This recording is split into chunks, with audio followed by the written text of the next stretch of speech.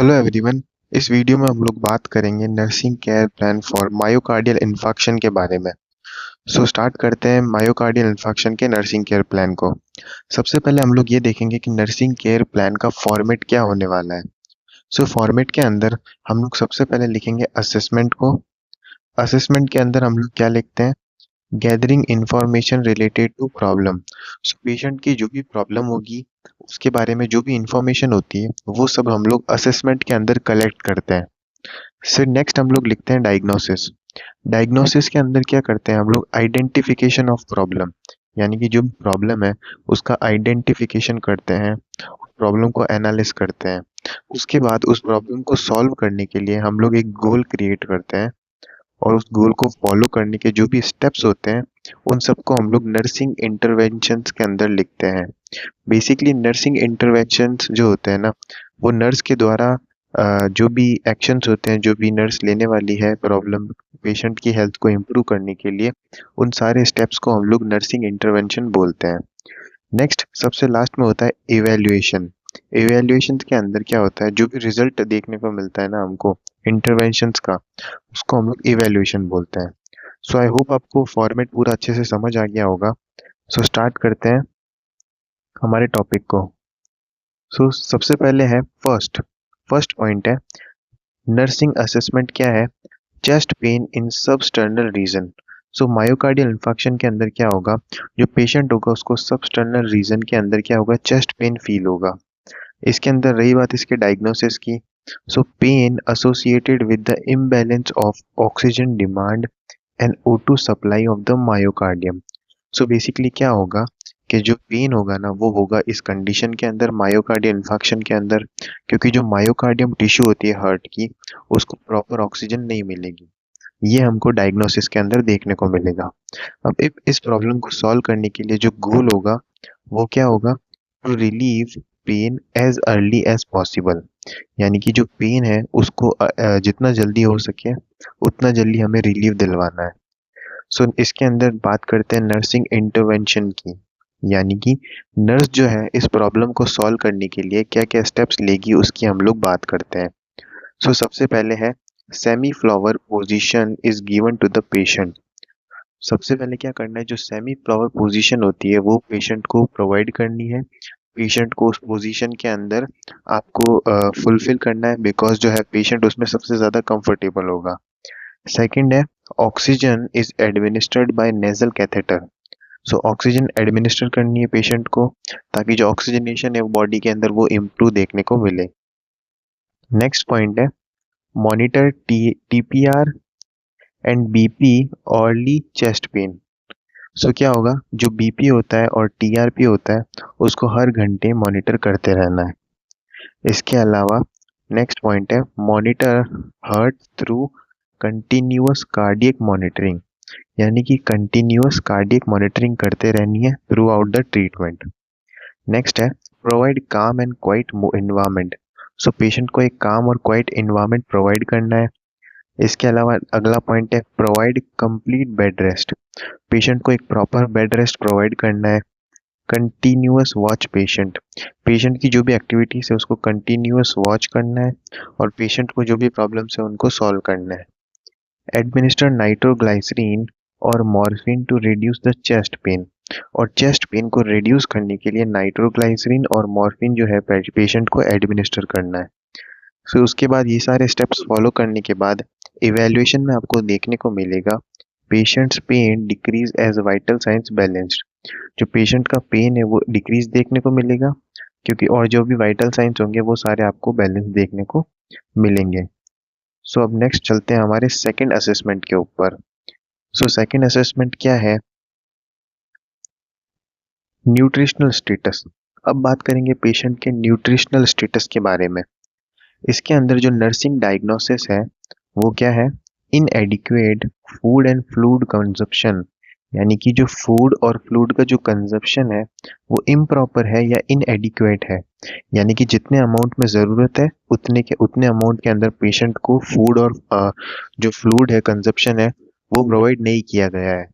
इसके रिगार्डिंग जो हमारा नर्सिंग गोल होगा वो होगा टू रिस्टोर फ्लूइड वॉल्यूम, यानी कि जो पेशेंट की बॉडी है उसके अंदर जो फ्लूइड का वॉल्यूम है उसको रीस्टोर करना है जितनी ज़रूरत है उतना। सो बात करते हैं यहाँ पर नर्सिंग इंटरवेंशंस क्या क्या होंगे, यानी कि नर्स को यहाँ पर क्या क्या स्टेप्स फॉलो करने हैं। सो फर्स्ट पॉइंट है administer intravenous fluid as ordered, यानी कि जो पेशेंट होगा उसको आईवी जो भी फ्लूइड है वो सब आपको एडमिनिस्टर करने हैं इस कंडीशन के अंदर। Maintain input and output chart, input और आउटपुट चार्ट जो है वो मेंटेन करना है इस कंडीशन के अंदर। Provide balanced diet which is easily digestible, जो भी एक ऐसी डाइट जो कि इजीली डाइजेस्टेबल हो पेशेंट के लिए वो उसको प्रोवाइड करनी है। Provide small and frequent meal, patient को स्मॉल और फ्रीक्वेंट मील प्रोवाइड करते रहना है। इन सारे स्टेप्स को फॉलो करने के बाद इवैल्यूएशन में आपको देखने को मिलेगा कि जो पेशेंट की बॉडी है will hydrate and digest food well, वो हाइड्रेटेड है और जो भी फूड है वो डाइजेस्ट हो पा रहा है अच्छे तरीके से। सो नेक्स्ट चलते हैं हमारे अगले असेसमेंट के ऊपर। नेक्स्ट है आपके पास third assessment, hygiene status. Next हम लोग बात करेंगे हाइजीन स्टेटस के बारे में। तो इसके अंदर जो डायग्नोसिस है वो है patient is unable to maintain the self hygiene, यानी कि डायग्नोसिस में हमको ये देखने को मिलेगा कि जो पेशेंट है वो इतना केपेबल नहीं है कि वो अपनी सेल्फ हाइजीन को मेंटेन कर सके। तो इसके अंदर जो नर्सिंग गोल है यहाँ पर वो है prepare the patient in a state where he can maintain the personal hygiene itself. So यहाँ पर नर्स का क्या रोल है या फिर क्या गोल है यहाँ पर कि पेशेंट को आपको प्रिपेयर करना है इस कंडीशन के अंदर ताकि वो खुद की पर्सनल हाइजीन को खुद से मेंटेन कर सके। सो यहाँ पर नर्सिंग इंटरवेंशंस या फिर जो भी नर्स जो है यहाँ पर क्या स्टेप्स लेगी, assist patient in oral care, patient की जो भी ओरल केयर है उसके अंदर उसको सपोर्ट करना है। Give back care and back massage, patient को बैक केयर और बैक मसाज प्रोवाइड करनी है। और लूज कॉटन ड्रेस जो है यहाँ पर प्रोवाइड करनी है। उसके बाद कुछ टाइम के बाद इवैल्यूएशन में आपको क्या देखने को मिलेगा, patient is able to take care of personal hygiene, जो पेशेंट होगा वो अपनी पर्सनल हाइजीन को खुद यहाँ पर मेंटेन कर पाएगा। नेक्स्ट बात करते हैं नेक्स्ट असेसमेंट के बारे में। नर्सिंग असेसमेंट क्या है यहाँ पर, requirement of rest and sleep. अब बात करेंगे पेशेंट की स्लीप और रेस्ट की रिक्वायरमेंट के बारे में। पेशेंट इज रेस्टलेस, जो डायग्नोसिस के अंदर आपको देखने को मिलेगा कि जो पेशेंट है वो रेस्टलेस है, पेशेंट को फटीग है और पेशेंट जो है वो वीकनेस फील कर रहा है। सो इसके रिगार्डिंग जो गोल होगा हमारा वो होगा प्रोवाइड एडिक्वेट या फिर जो होता है प्रॉपर रेस्ट, पेशेंट को प्रोवाइड करने के रिगार्डिंग हमारा गोल होगा। इसके अंदर प्रोवाइड काम एंड क्वाइट इन्वायरमेंट, बेसिकली क्या है पेशेंट को काम और क्वाइट इन्वायरमेंट प्रोवाइड करना है। नेक्स्ट पॉइंट है प्रोवाइड कंफर्टेबल बेड, पेशेंट को एक कंफर्टेबल बेड प्रोवाइड करना है। Provide patient comfortable position and changing position frequently, यानी कि जो भी पेशेंट को एक कंफर्टेबल पोजीशन प्रोवाइड करनी है और उस पोजीशन को जो है फ्रीक्वेंटली चेंज करते रहना है। नेक्स्ट पॉइंट है avoid disturbance while patient is sleeping और रेस्टिंग। सो जब पेशेंट स्लीपिंग और रेस्टिंग फेज के अंदर होगा तो आपको कम से कम जो है डिस्टरबेंस वहाँ पर क्रिएट करना है। इसके बाद में जो इवैल्यूएशन या फिर जो रिजल्ट देखने को मिलेगा इन सारे स्टेप्स का कि जो पेशेंट है वो अच्छे से स्लीप प्रॉपरली कंप्लीट कर पा रहा है और रिलैक्स्ड फील कर रहा है। सो नेक्स्ट अब आगे चलते हैं हमारे अगले पॉइंट के ऊपर, साइकोलॉजिकल। साइकोलॉजिकल की बात करते हैं, यानी कि जो भी पेशेंट का साइकोलॉजिकल स्टेट है उसके बारे में बात करेंगे। सो नर्सिंग डायग्नोसिस के अंदर आपको देखने को मिलेगा कि पेशेंट जो है वो एंजाइटी और फियर से सफ़र कर रहा होगा।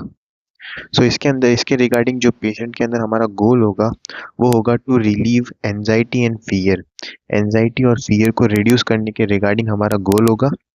नेक्स्ट बात करते हैं नर्सिंग इंटरवेंशंस के बारे में, या फिर नर्स यहाँ पर क्या क्या एक्शंस लेगी उनके बारे में बात करते हैं।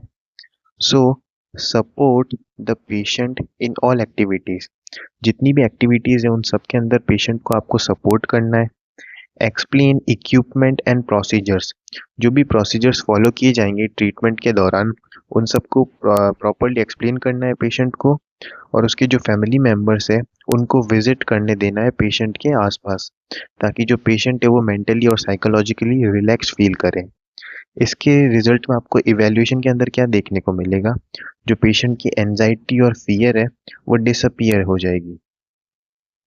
नाउ नेक्स्ट बात करते हैं हमारे नेक्स्ट पॉइंट की, जो कि है पेशेंट एजुकेशन ऑन एमआई, यानी कि मायोकार्डियल इंफार्क्शन के ऊपर पेशेंट के एजुकेशन के बारे में बात करेंगे। इसके अंदर जो डायग्नोसिस है, इनएडिक्वेट नॉलेज ऑफ मायोकार्डियल इंफार्क्शन, यानी कि जो भी पेशेंट होगा उसको मायोकार्डियल इंफार्क्शन की प्रॉपर नॉलेज प्रोवाइड करने के रिगार्डिंग आपको गोल क्रिएट करना है, जिसके अंदर जो पेशेंट आप promote patient knowledge on myocardial infarction, यानी कि जो भी पेशेंट है उसको मायोकार्डियल इंफार्क्शन जो डिजीज है उसके रिगार्डिंग पूरी नॉलेज प्रोवाइड करने को हम गोल क्रिएट करेंगे। नेक्स्ट बात करेंगे नर्सिंग इंटरवेंशन की। Explain heart structure, function, myocardial infarction causes, pathophysiology in simple understandable language, यानी कि एक सिंपल लैंग्वेज के अंदर आपको जो भी डिजीज के रिगार्डिंग सारी नॉलेज है वो प्रोवाइड करनी है पेशेंट को, और उसके रिजल्ट में आपको देखने को मिलेगा जो पेशेंट है उसको डिजीज के रिगार्डिंग सारे डाउट्स क्लियर हो गए। सो आई होप आपको समझ में आया होगा पूरा टॉपिक। समझ आया तो please like share and subscribe the video, और अगर आपको इस टॉपिक की कंप्लीट पीडीएफ अपने फ़ोन में चाहिए तो आप टेलीग्राम चैनल NSG लाइब्रेरी से जाकर इसको डाउनलोड कर सकते हो। Thank you.